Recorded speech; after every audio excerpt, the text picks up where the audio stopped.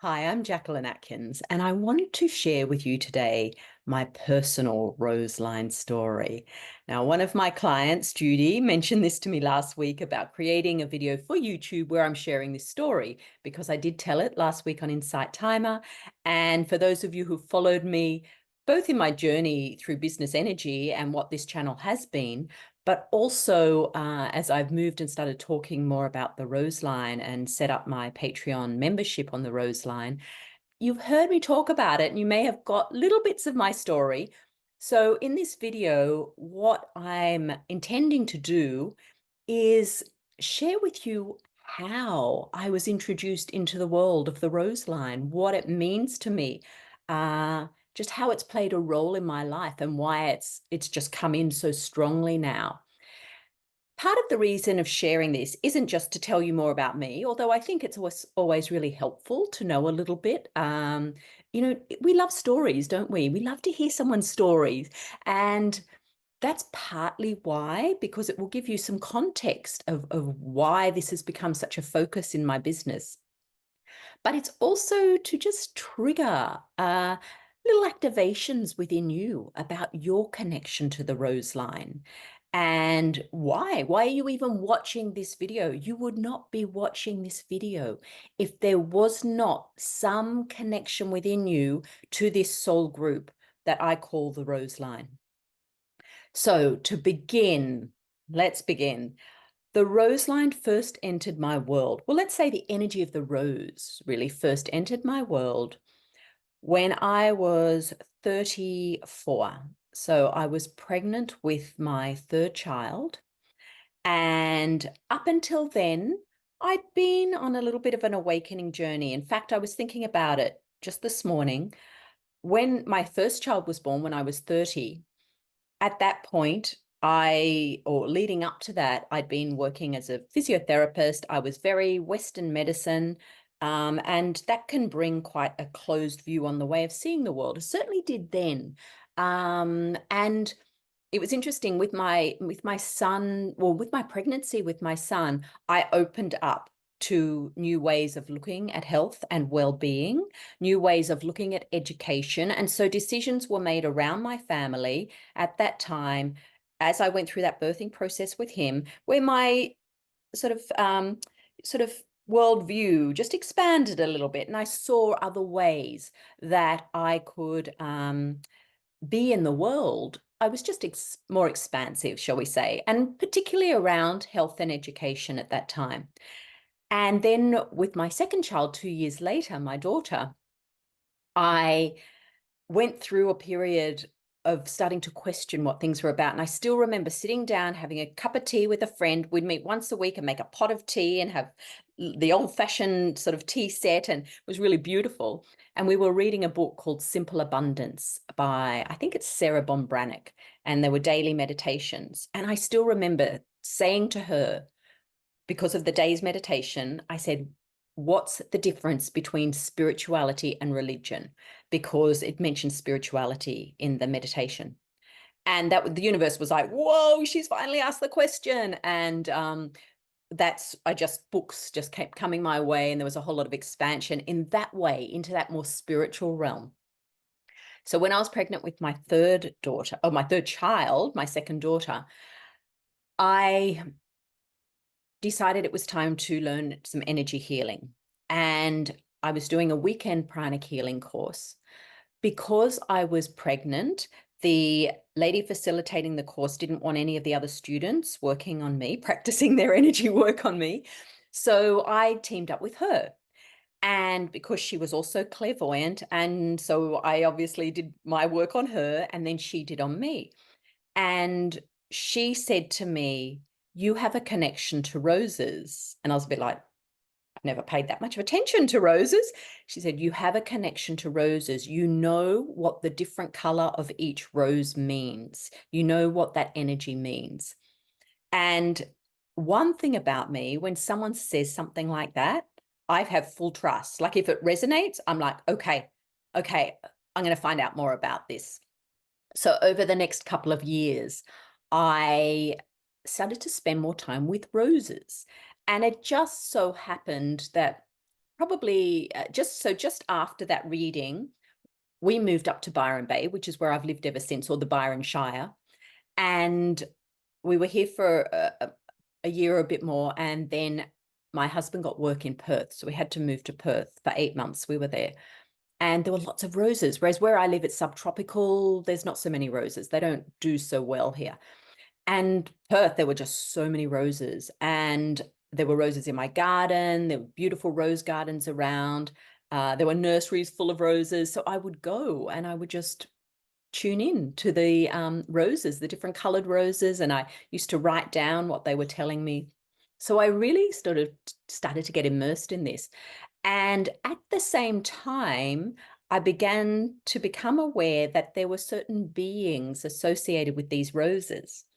And the first one that came through quite strongly is Morgana or Morgane or Morgan Le Fay, who is one of the Roseline beings that I now channel. She was the first one that came through, and she was so strong for me, and the energy was so strong. And she started to talk to me about her story. And so I started to write notes about her and the rose. I still don't have my notes from that time. So my handwritten notes. So I don't even know which rose I'd associated her with at that time. But I was writing all of this down, and then I returned to Mullumbimby, where I was living in northern New South Wales. And I began to realize that there were more beings than her, and each rose had a different being associated with it. And they were all women coming through at that stage. And what I received was that it was time to tell her story. And so these beings, some of them were well known, like Morgana or the Magdalene, Nefertiti, Athena. Some of them were well known, and others, like a Lemurian being, Saphira, an Atlantean, High Priestess, Carla Rose, some of them are not in our history books. And so I had to trust, especially the ones I'd never heard of. I had to trust these stories and what was coming through. So I began to write a book and telling the true stories of these beings. And I wrote quite a bit of that book, and I still have it as a Word document, and I refer back to it now that I am working with the Roseline again. And so I was basically eating, sleeping, breathing it. But I also had 3 children under 6 at that time. So life was full. But where I used to channel the energy was when I used to go and do my beach walks a few times a week. And I had a good old-fashioned dictaphone, and I would sort of bring the information through as I was walking. So in my documents now, I've just got, I got someone to transcribe them for me, actually. You didn't have those sort of tools then. And so I've just got all of these documents of those. I still have those in my computer. And then I pulled them together and started to write the story. Now, life took over, and I did, at that time, I was offering energy work. I was also just starting my work as a sound healer. And so life took over. And then I really was focused. I took my focus more into the Magdalene at that time. And I think many people do when they're rediscovering this truth of certain female lineages. And I think the Magdalene is often a starting point, the true story, or what we intuit to be the true story of Mary Magdalene and what she represents. And so she became quite prominent in my life. And due to a whole series of events where I went to Europe in 2006 and on a tour, a Templar initiation tour. And we went through a lot of sacred sites from northern Spain through France and finished in Rosslyn Chapel in Scotland. And I had a real awakening with that, an awakening to the Magdalene energy, an awakening to the energy of the Languedoc in southern France, where a lot of the Magdalene legends are associated, and decided to take my own journey there. So I went next year and did a research and worked out where I wanted to go. And then over the course of the next few years, I took 4 or 5 journeys to southern France, focusing on the Magdalene. So that was a really big part of my life then. And that was sort of where I was still connected with the Rose line, but not tuning in as much because my focus was very much Mary Magdalene. Anyway, again, life, life. And I got to a point where I was like, I have to make some more money now. You know, the kids were all in a Steiner school. I had fees to pay. I had, you know, I required more income than what I was getting following this path of my dream. And I went back to physiotherapy for a few years, working in aged care. Uh, and so a lot of this was shelved in that time. All my energy work was shelved because of different relationships I was in at the time, where I closed off that part of myself. So it really just got all put on hold. And of course, 6.5 years ago, I started my business, well, I started as an intuitive coach, but then ended up moving back into the energy work, and and then moved into the business energy work, which has been the foundation of my business. And I love that. And it has enabled me to revisit so many gifts that I have that I had just sort of put to the side through, 7 or 8 years. And of course, that was going to bring me back to the rose line. But the way that it did that was a very dear friend who knew me in those early days, certainly when I was taking the trips around that 2006-7 mark. Her son was at school with my daughter, my second child, and we met at like a young 5-year-old party or something. So she's known me for a long time. And she gifted me for my birthday 18 months ago Rebecca Campbell's Rose Oracle deck. And when she gave it to me, she said, "Do you remember you used to be really into the roses?" And I was like, yeah. And as soon as I opened the deck, and even as I say it now, I feel like I want to cry. It was just like full on chills. Isn't it beautiful how we have people in our life who are messengers? And she's someone I've been in and out of touch with over the years. We're more in touch these days. But that she just came in at that time and just delivered that message. And she's very much a Rose sister. She's a beautiful artist. And yeah, so that she reawakened that within me. And so with that, and it was a few months later, I played with the cards, sort of opened to the rose line a bit again. And a few months later, I was having a conversation with her and another friend who's also a rose sister who's known me for nearly as long. This other friend came into my fairy shop when I owned a fairy shop before we went to Perth. And I was really into the nature spirits, obviously, to own a fairy shop. And she came in asking me to put some flyers up for her Okido yoga classes. And we became friends ever since. And we went on quite a roseline journey together at that time. So these two friends were here at my house having a chat with me, just chatting about life. And then suddenly, one of them said, something about when she walked the Camino, and there was a part of me just went, I want to go on a spiritual pilgrimage. So this is now, this is just over a year ago. So like October 2022. Anyway, with that, I sort of went, I want to do it. I want to go back to France. I want to take a group. And of course, that's what resulted in my Provence retreat, which happened last year, and immediately filled with how many of us were there? 10, 9. There were a lot, ladies, the perfect number. um, Immediately filled, and we had an amazing experience.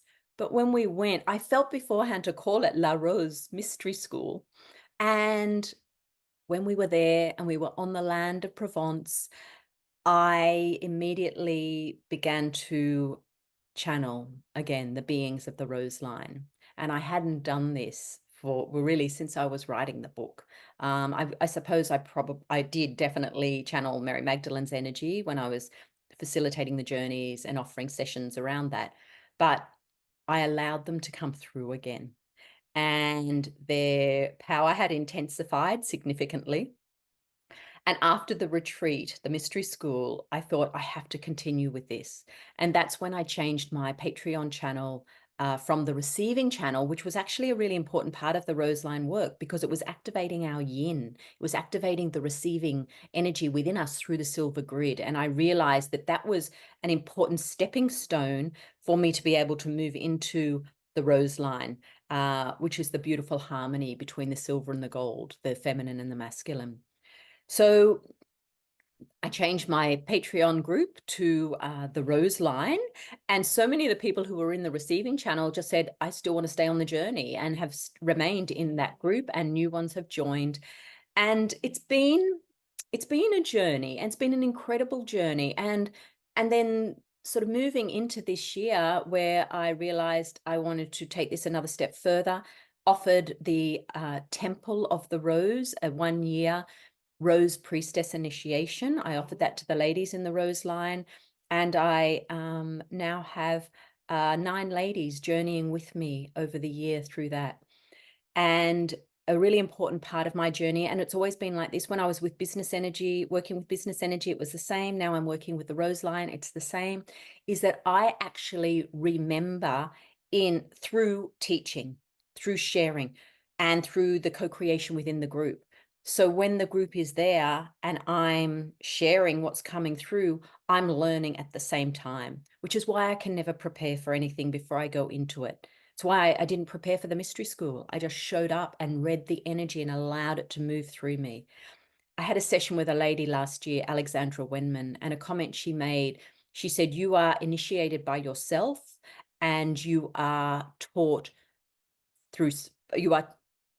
by spirit, or something along those lines. And I realized that was the truth. I don't go and do courses. I've never done a course other than that initial pranic healing course when I was pregnant with my youngest daughter. And it's because it comes through me simply by exposing myself, by putting myself in the group, or putting myself with a person where our energies are combining and we are co-creating. So this has been my Roseline journey to date, and I have been shown where it is going from here.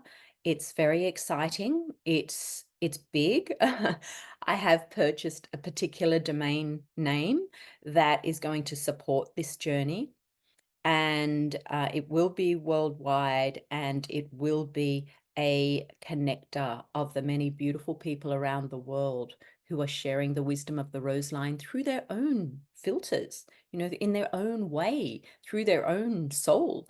And I'm really excited about that. But right now, I am being present to the Temple of the Rose, to the retreats that I'm taking this year. I am changing my one-to-one sessions so that I am offering a Roseline session, which will be a channeled soul guidance session. And of course, playing with all the ladies in my Patreon group, the Rose Line. So I'm very excited to see how this journey continues to unfold. I trust my path. I always have. I can't say I always have, because I have turned my back on the path, but I think that was an important part of the path. So in many ways, it's still the path. But now I'm very clear. I am trusting. I am being guided all the time, not just through my own intuitive receiving, but through the people around me, through the beautiful voices, even like Judy, who said, it'd be good if you could create a video on YouTube just telling your Roseline story. So I listen. I am a generator in human design, after all. I listen and just follow the voice. And this is how I want to accompany you on your journey, is to assist you in listening to the voice, your voice, or the voice of the Roseline group, or the voice of the earth even. The voice comes through many forms, but it's in alignment, it's in resonance with you, with your song, with your truth. And whatever I offer in my business, that's the purpose of it, is to align you with that truth, to help reveal the next step for you on your path.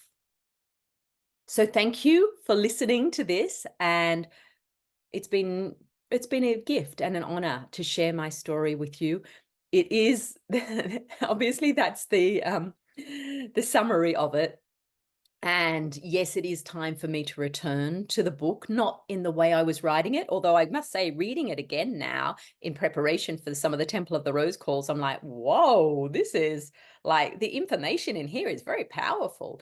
I wouldn't write it in the same way that I was, but I can certainly bring a lot of that information into a new style of book. So that seed is there. So, rose blessings to you, and I'll see you again soon. I'll be back on YouTube with more videos about the rose line. Much love.